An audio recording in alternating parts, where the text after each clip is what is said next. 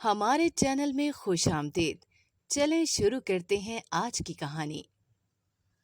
میرا نام نجمہ ہے۔ میں 5 بہن بھائیوں میں تیسرے نمبر پر بھی تھی۔ رہائش شہر کے کچے علاقے میں تھی جہاں سہولتیں بھی ناپ ناپ کر رکھی گئی تھی۔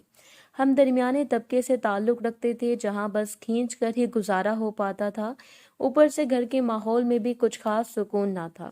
3 کمروں اور چھوٹے سے صحن والا گھر جس میں اتنے افراد رہ تو سکتے تھے لیکن دادی پھوپھیاں اماں کو تنگ کرتی اور پھر اماں ابا کی اس بات پر لڑائی ہو جاتی۔ اس طرح سہمے ہوئے بچپن میں ہی میرے ہارمونز میں تبدیلیاں ہونا شروع ہو گئی اور میرا جسم پھولنا شروع ہو گیا۔ جو بھی دیکھتا کہتا یہ تو بڑی گولو مولو بچی ہے۔ آتے جاتے سب گالوں پر چٹکیاں بھی کاٹ دیتے۔ وہیں ساتھ ساتھ یہ بھی سننے کو ملتا کہ سب کچھ یہی کھا جاتی ہے۔ حالانکہ ہر کام کے لیے سب مجھے آواز دیتے اور میں بھی بھاگ بھاگ کر سب کے کام کرتی، لیکن پھر بھی ڈانٹ پڑ جاتی تھی۔ ایک دن تو عجیب ہی بات ہوئی۔ میرے ابا نے نہ جانے کس مشکل سے انتظام کیا اور مہمانوں کے لیے کچھ پھل فروٹ لا کر فریج میں رکھے جو کہ میری پھپھو کھا گئی۔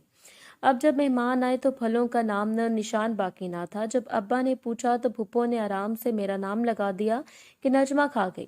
اس دن مجھے بہت مار پڑی۔ ابا نے تو بس ایک تھپڑ لگایا لیکن اماں نے خوب پھینٹی لگائی۔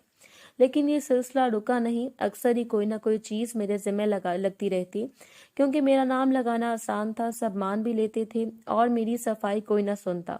لیکن ایک بات تھی، ان سب باتوں کے باوجود ابا کو اور مجھے شوق تھا کہ میں کچھ تعلیم ضرور حاصل کروں، لیکن بس محلے کے اسکول تک ہی جانے کی اجازت مشکل سے ملی۔ اسکول میں کوئی اچھی طالب علم ثابت نہ ہوئی، پتہ نہیں کیوں۔ استانی جی اتنی توجہ دیتی تھی لیکن مجھے سبق سمجھ نہ آتا تھا۔ رٹا لگانے کی کوشش کرتی تھی لیکن وہ بھی یاد نہ رہتا۔ شاید اسی وجہ سے میں میٹرک امتحان میں فیل ہو گئی تھی اور مجھے صاف لگ رہا تھا کہ اب مجھے دوبارہ اسکول کا نام لینے کی اجازت نہیں ملے گی۔ وہ تو بھلا ہو میری استانی جی کا جنہوں نے پتہ نہیں کیسے میرے ابا اور دادی کو سمجھایا کہ مجھے دوبارہ اسکول جانے کی اجازت مل گئی، کیونکہ اب تو میری پھوپھیوں کی بھی شادی ہو چکی تھی۔ استانی جی نے مجھے اپنے دفتر میں بلا کر سمجھایا کہ میں پڑھائی پر اچھی طرح توجہ دوں اور اس سلسلے میں ان کا بیٹا بھی میری مدد کرے گا جو پچھلے سال ہی میٹرک میں بہت اچھے نمبر لے کر پاس ہوا ہے۔ یوں میں اسکول میں استانی جی کے دفتر میں ان کے بیٹے سے پڑھنے لگ گئی۔ وہ سبق پڑھانے کے بعد مجھے ایک گلاس شربت ضرور پلاتا، کہتا تھا اس سے تمہارے دماغ کو طاقت ملے گی، اور ہوا بھی کچھ ایسا ہی۔ وہ شربت پی کر نہ صرف میں فریش ہو جاتی بلکہ حیران ہوتی کہ مجھے سبق بھی یاد ہونے لگا تھا۔ چند دن بعد جب استانی جی نے ٹیسٹ لیا تو وہ خوش ہو گئیں، لیکن جیسے ہی میں نے ان کو شربت والی بات بتائی تو وہ حیران ہونے کے ساتھ ساتھ کچھ پریشان بھی نظر آئیں۔ کہنے لگی اچھا اب جب تم شربت پینے لگو تو مجھے بھی بلا لینا۔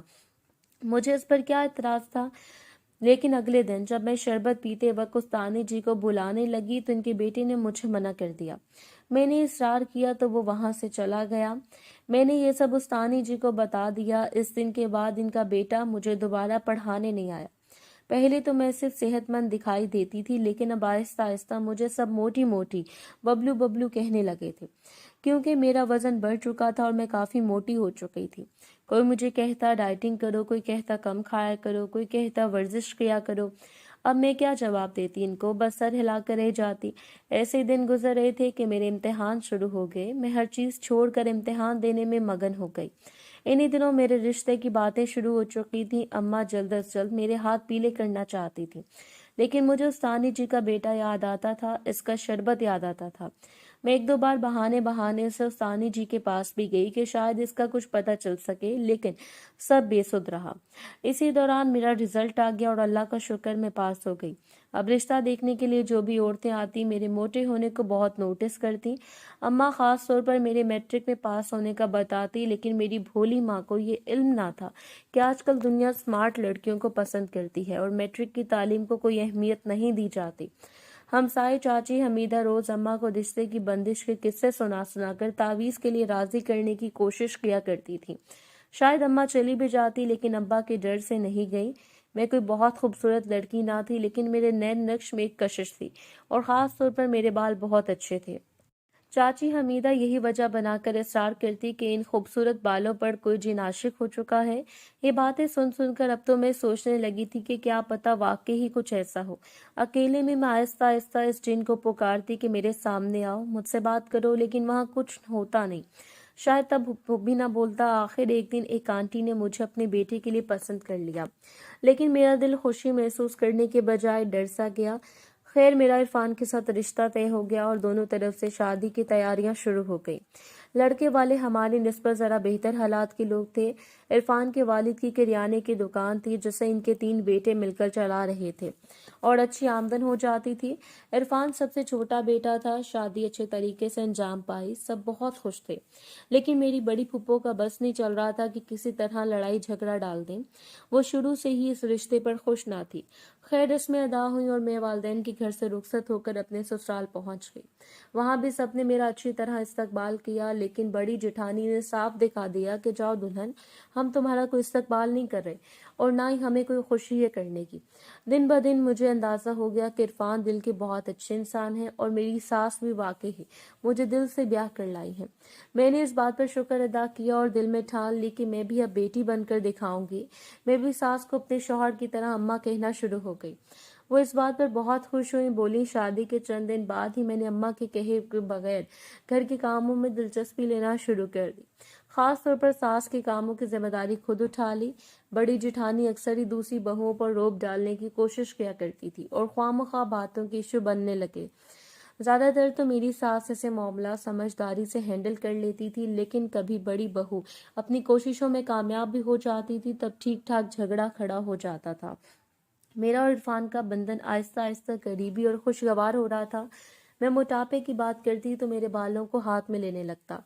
انہیں میرے بال بہت اچھے لگتے تھے۔ جس دن میں اور عرفان کا موڈ خاص طور پر خراب ہو جاتا، اس دن لازمی طور پر کوئی برتن ضرور ٹوٹتا یا بچوں کو مار پڑتی۔ میرا دل تو خراب ہو جاتا، لیکن میں اگنور کرنے کی کوشش کرتی اور خود کو سمجھاتی کہ نجمہ دفع کرو ایسی باتوں کو۔ 1-2 بار بڑے بھائی بھی الجھ پڑے۔ عرفان کے ساتھ تو میرے دل میں خیال آیا ہو نہ ہو یہ بڑی بھابھی نے کچھ الٹی سیدھی لگائی ہے، اسی وجہ سے بڑے بھائی سے لڑنے لگا ہے۔ اس دن میری ماں مجھ سے ملنے آئی تو یوں ہی یہ بات میں نے ان سے بھی کر دی۔ ماں نے فوراً مجھے سمجھایا کہ بدگمانی نہ کرو، اگر ایسی کوئی بات واضح طور پر سامنے آ جائے تب بھی سمجھداری سے کام لینا۔ سسرال میں رہنا اور رشتے نبھانا کوئی آسان بات نہیں۔ اماں کی ایک بات نے مجھے پریشان کر دیا۔ وہ کہہ رہی تھی کہ تم مزید موٹی ہو چکی ہو، اس چیز کو کنٹرول کرو۔ اور یہ بات میں بھی سمجھتی تھی، لیکن کنٹرول کرنے کا کوئی طریقہ سمجھ میں نہ آتا۔ اگلے دن سے میں نے جھاڑو پونچھے میں زیادہ محنت شروع کر دی، نیارمو لیمو والا پانی بھی شروع کر دیا، لیکن موٹاپے کو کوئی فرق نہ پڑا۔ شادی کو 6 ماہ ہونے والے تھے، اب سب نے کھل کر بچے کے بارے میں بھی باتیں کرنا شروع کر دی۔ میں نے اپنے شوہر سے بات کی کہ ہمیں ڈاکٹر کو چیک اپ کروانا چاہیے۔ پہلے تو انہوں نے میری بات کا کچھ خاص نوٹس نہ لیا، لیکن ایک دن جب میں نے ضد کر کے یہ بات کی تو عرفان نے غصے سے انکار کر دیا۔ میں وہیں گمسم سی بیٹھی رہی۔ ان کا ایسا غصہ میں پہلی بار دیکھ رہی تھی۔ اگرچہ اب تک کئی بار ان کا موڈ خراب ہوتا رہتا تھا، ہلکی پھلکی ناراضگی ہمارے بیچ بھی آئی تھی، لیکن ایسا غصہ میں نے پہلی بار دیکھا۔ خیر، میں نے دوبارہ کوئی بات نہ کی، لیکن میرا اس بات کو چھوڑنے کا ارادہ ہرگز نہ تھا۔ عرفان کا خیال تھا کہ جب اللہ کی مرضی ہوگی ہماری اولاد ہو جائے گی، لیکن میں سوچتی تھی میرے موٹاپے کی وجہ سے اگر کوئی مسئلہ ہے تو وقت پر علاج ہو جائے۔ انہی دنوں میں نے نوٹ کیا کہ عرفان اب کچھ زیادہ توجہ سے تیار ہوتے ہیں اور اکثر چھٹی کے دن بھی ایسے باہر جاتے ہیں جیسے کسی تقریب میں جانا ہو۔ اکثر فون اٹھاتے ہی چھت پر یا گھر سے باہر چلے جاتے ہیں۔ یہ سب دیکھ کر میرے دماغ میں گھنٹیاں بجنا شروع ہو گئیں اور ایک ایک کر کے ایسی کہانیاں یاد آنے لگی جس میں شوہر کسی دوسری عورت میں دلچسپی لینے لگتا ہے۔ میں نے دبے پاؤں ان کے پیچھے چھت پر جا کر بھی کچھ سنگن لینے کی کوشش کی، لیکن مجھے کچھ نہ ملا۔ اب عرفان جیسے ہی تیار ہو کر باہر جاتے میں زور و شور سے کمرے میں بیٹھ کر رونے لگتی۔ یہ باتیں میں کسی اور سے کر بھی نہیں سکتی تھی۔ بڑے بھائی نے الگ گھر میں جھگڑا شروع کیا ہوا تھا۔ وہ چاہتے تھے کہ دکان بیچ کر ان کا حصہ دیا جائے تاکہ وہ الگ اپنی دکان بنا سکیں۔ گھر کا ماحول بری طرح بگڑ چکا تھا اور ظاہر ہے اس بات کا اثر آمدنی پر بھی پڑ رہا تھا۔ ایسے حالات میں تو آمدنی اچھی ہو بھی برکت نہیں رہتی۔ اماں کی طبیعت بھی خراب رہنے لگی تھی اور میرا وزن مزید بڑھ چکا تھا۔ وہ بھی ایک ایسا ہی چھٹی کا دن تھا جب عرفان تیار ہوئے اور پرفیوم لگا کر گھر سے نکلنے کے لیے ریڈی تھے کہ میں ان کے سامنے آ کر کھڑی ہو گئی۔ میں اپنے لہجے کو ممکن حد تک نرم کیا اور محبت سے بولی کہ مجھے بھی آپ کے ساتھ جانا ہے۔ کتنے دن ہو گئے ہم ساتھ آؤٹنگ پر نہیں گئے۔ عرفان نے میری طرف غور سے دیکھا اور میرے کندھوں پر ہاتھ رکھ کر مجھے بیٹھنے کا اشارہ کیا. کہنے لگے تم اس لیے پریشان ہوتی ہو، تمہیں لگتا ہے کہ میری توجہ دوسری عورتوں کی طرف ہو رہی ہے. ساتھ ہلکا سا ہنس پڑے. ارے نہیں، میری موٹی بیگم، بلکہ عقل کی بھی موٹی عورت. میں نے ایک جگہ پارٹ ٹائم جاب شروع کی ہے اور چھٹی کے دن اس کا کچھ کورس ہوتا ہے. میں ایک سرپرائز دینا چاہتا تھا. میں کافی عرصے سے انتظامات کر رہا تھا. میں اماں کو عمرہ کروانا چاہتا ہوں. اب تقریباً سب انتظامات مکمل ہو چکے ہیں. ایک ضروری کام کر کے مٹھائی لیتا آؤں گا، پھر اماں کو اور سب کو ایک خوشخبری سناؤں گا. کیونکہ آج تو بہنیں بھی آ رہی ہیں، لیکن ہم میں سے کوئی نہیں جانتا تھا کہ تقدیر ہمیں کیا دکھانے والی ہے. انسان جو سوچ رہا ہوتا ہے کبھی کبھی اس کے اتنا الٹ ہو جاتا ہے کہ روح کام جاتی ہے. ابھی عرفان کو گھر سے گئے آدھا گھنٹہ ہوا ہوگا کہ بڑے بھائی بکلائے ہوئے سخت پریشان گھر میں داخل ہوئے اور بتانے لگے کہ عرفان کا ایکسیڈنٹ ہو گیا ہے اور وہ بہت سیریس حالت میں ہسپتال میں ہے. میرے تو قدموں تلے سے زمین نکل گئی. اماں بھی غش کھا کر گر گئیں. بڑی مشکل سے ان کو ہوش دلا کر ہم سب ہسپتال کی طرف بھاگے. عرفان ICU میں تھا. اس کا بہت خون بہہ چکا تھا اور سر پر بھی شدید چوٹیں آئی تھی. ڈاکٹر کہہ رہے تھے کہ اگلے 24 گھنٹے بہت اہم ہے. اگر خطرے سے باہر آ گیا تو اس کی زندگی کے چانسز ہیں. میں اور اماں ساری رات ہسپتال میں جائے نماز پر بیٹھے دعائیں کرتے رہے. میں نے اماں کو بتایا کہ وہ آپ کو عمرے کی خوشخبری سنانا چاہتے تھے. یہ سن کر اماں بری طرح رونے لگی. صبح سحری کے وقت ڈاکٹر نے مشینوں سے نمبر دیکھ کر بتایا کہ ذرا سی حالت بہتر ہوئی ہے. ہم وہیں سجدے میں گر گئے. اماں کو اصرار کر کے چائے کے ساتھ کچھ کھلایا. صبح کا سورج کیا نکلا، ہمارے سر پر قیامت ٹوٹ پڑی. عرفان ہم سب سے منہ موڑ کر اس دنیا سے دور جا چکے تھے. مجھے کچھ ہوش نہیں رہا کہ ہم گھر واپس کیسے آئے، عرفان کا جنازہ کیسے اٹھا. میں تو جیسے سکتے میں تھی. 40واں ختم ہو اس کا دلوایا تب میں چیخ چیخ کر روئی. اماں کے غم کا کوئی مداوع نہ تھا. جوان بیٹا جدا ہوا تھا، لیکن اماں اور میں ہی ایک دوسرے کا حوصلہ بن گئے. اللہ کا کرم تھا جس نے اماں کے دل میں میرے لیے رحم ڈالا. جیسے جیسے عدت کے دن گزر رہے تھے زندگی مشکل سے مشکل ترین ہوتی جا رہی تھی. مجھے یوں لگ رہا تھا جیسے مجھے دھکے دے کر گھر سے نکال دیا جائے گا. میں کھانا بھی لینے جاتی تو دونوں بھابیاں کوئی نہ کوئی طنز کر کے باتیں بتاتی کہ مفت کی روٹیاں توڑ رہی ہے. حالانکہ جیٹھوں کے جانے کے بعد سب صفائی ستھرائی کپڑے دھونا سب میں کرتی تھی. حالانکہ میرے زیادہ وزن کی وجہ سے کچھ چیزیں میرے لیے مشکل ہو جاتی تھیں، لیکن جب سہاگ ہی نہ رہے تو دنیا ایسے ہی باتیں سناتی ہے. میرے گھر میں والد نہیں رہے تھے. اماں خود بھائی بھابھیوں کے ساتھ مشکل زندگی گزار رہی تھی. میں کس کے ساتھ دل کا بوجھ ہلکا کرتی، بلکہ اپنی ماں سے تو باتیں چھپانے کی کوشش کرتی کہ ان کو مزید دکھ نہ دوں. کوئی دوا وغیرہ بھی چاہیے ہوتی چپ رہتی تھی، یہاں تک کہ اماں کو خود اندازہ ہو جائے تو وہ دوا کا بندوبست کر دیتی. ہاں، جب خواب میں کبھی عرفان کو دیکھتی تو ان سے باتیں کرتی، ان کو کہتی مجھے بھی اپنے ساتھ لے چلیں، یہاں اکیلے کیوں چھوڑ گئے ہیں. ایک دن میری طبیعت کچھ نڈھال سی ہو رہی تھی. کچھ سوچوں کا بھی اثر تھا. میں بے ہوش ہو گئی. اماں کو نہ جانے کیا شک ہوا اور بڑی بھابھی نے اس خیال کو مزید پکا کروا دیا کہ اماں نے دائی کو بلوا لیا. لیکن ایسی کوئی بات نہ تھی کہ دائی انہیں خبر سناتی کہ میں حاملہ ہوں. خیر، میری طبیعت سنبھل گئی، دائی بھی چلی گئی، لیکن میں بہت پریشان ہو گئی کہ نہ جانے میرا اب کیا بنے گا. میں یہاں سے کہاں جاؤں گی؟ کوئی اولاد ہوتی تو اس کے سہارے بھی اس گھر میں جگہ مل جاتی. واپس میکے جا کر رہنا تو اس سے بھی زیادہ مشکل تھا. بھابھیاں مجھے ایک دن رکھنے کو تیار نہ تھی اور نہ ہی ان کے گھر میں اتنی جگہ تھی. ماں کو ہی نہ جانے کس مشکل سے انہوں نے رکھا ہوا تھا. اب تو عدت کے دن بھی ختم ہو رہے تھے. میری ساس کو میری اس پریشانی کا خیال تھا اور وہ دل سے میرا احساس کرتی تھی. ایک دن بہت سوچ بچار کے بعد انہوں نے ایک بہت بڑا فیصلہ کیا اور گھر میں اعلان کر دیا کہ میں نجمہ کو بیٹی بنا کر لائی تھی. اب میرا بیٹا نہیں رہا تو میری ذمہ داری ہے، میں اس کی دوسری شادی خود کراؤں گی. جس نے بھی سنا وہ حیران رہ گیا. اماں کی دوسری اولادوں نے بھی اس فیصلے کی مخالفت کی. بڑا بھائی اور بھابھی تو باقاعدہ ناراض ہو گئے. میری نندوں کو بھی یہ بات ناگوار گزری، لیکن اماں نے اپنا فیصلہ نہ بدلا. میں ان حالات سے پریشان تو تھی، ٹھکانا بھی چاہتی تھی، لیکن دوسری شادی کا میں نے کبھی نہیں سوچا تھا. یہ میرے لیے بہت مشکل بات تھی. میں نے اماں سے منت کی کہ دوسری شادی کی بات نہ کریں، بس مجھے اس گھر میں نوکرانی بنا کر رکھ لیں، بس مجھے اس چھت کے نیچے رہنے کی اجازت دے دیں. لیکن میری ساس عام عورت نہ تھی، رحم دل انسان تھی. وہ میرا گھر بھی بسانا چاہتی تھی اور میری بے تحاشا موٹاپے سے پریشان بھی تھی. ایک دن انہوں نے مجھے شیشے کی ایک بڑی بوتل دی اور کہا، یہ گہرے براؤن سے رنگ کی بوتل تھی. انہوں نے کہا اس بوتل میں خاص جڑی بوٹیوں کا تیل ہے، اسے 3 راتوں تک آسمان کے نیچے رکھنا ہے، لیکن خیال رہے وہ چاند کی 12-13 تاریخ ہو. جب عین چودھری کا چاند اس کے اوپر سے گزرے گا تب اسے اٹھا کر اپنے کمرے میں لے آنا اور اپنے جسم کے خاص طور پر پیٹ پر ملنا. میری آنکھیں حیرت سے پھیل گئیں، لیکن اماں پہ کسی لیے اماں نے بتایا کہ یہ دائی سلمہ کہیں دور سے لے کر آئی تھی، تم کو جلد کی کوئی بیماری ہے، اس وجہ سے تم موٹی بھی ہو، اسے پی لو، اس کے بچہ بھی نہیں ہوا۔ میرا دل تو عجیب سا ہو رہا تھا، لیکن میں اپنی ساس کی خوشی کے لیے مان گئی۔ میں نے ان کے بتائے طریقے کے عین مطابق بوتل کو صحن میں رکھا۔ چاند کی راتیں گزار کر جب میں نے وہ تیل لگانا شروع کیا تو اس کی مہک بہت اچھی تھی۔ میں نے پیٹ پر اور کولوں پر اچھی طرح تیل لگا لیا اور باقی جسم پر بھی ہلکا ہلکا سا، بلکہ سر میں بھی مساج کیا۔ اس دن مجھے بہت اچھی نیند آئی۔ صبح آنکھ کھلی تو طبیعت کافی پرسکون تھی۔ ساس کو بتایا تو وہ بھی مطمئن ہو گئی کہ اس سے علاج ہو جائے گا۔ ابھی 2 راتیں گزری تھی کہ مجھے اپنے کمرے میں عجیب سا خوف محسوس ہونے لگا، لیکن عدت کے دنوں کی عادت کی وجہ سے میں آیت الکرسی اور دعائیں پڑھ کر سو گئی۔ خواب میں اپنے شوہر عرفان کو دیکھا، وہ غصے سے کچھ کہہ رہے تھے۔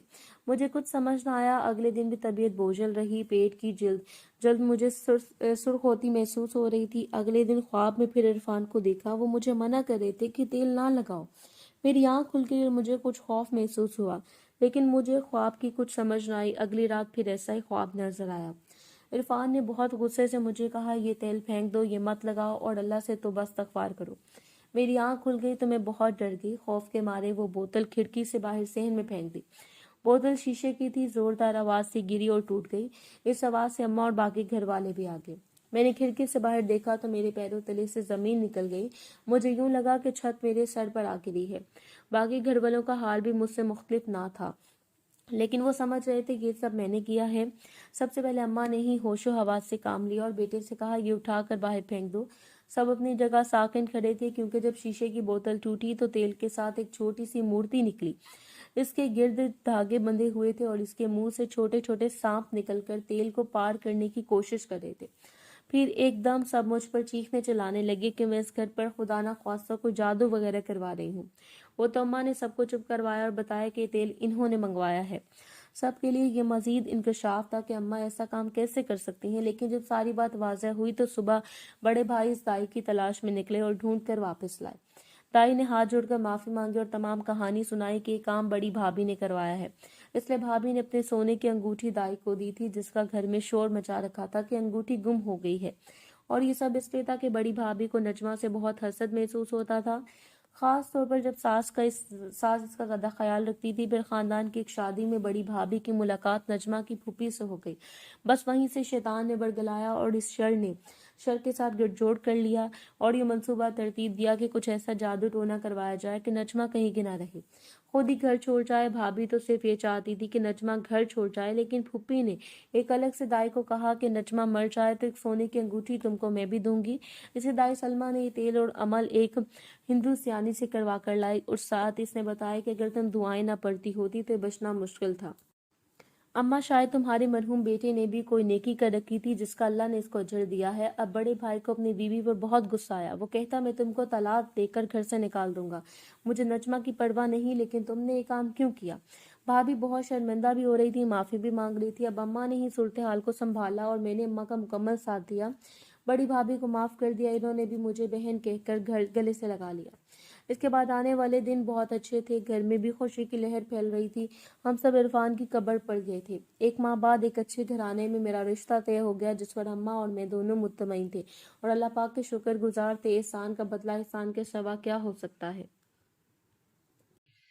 ناظرین، اگر آپ کو ہماری کہانی اچھی لگی ہے تو ویڈیو کو لائک کریں، شیئر کریں اور ہمارے چینل کو سبسکرائب کریں۔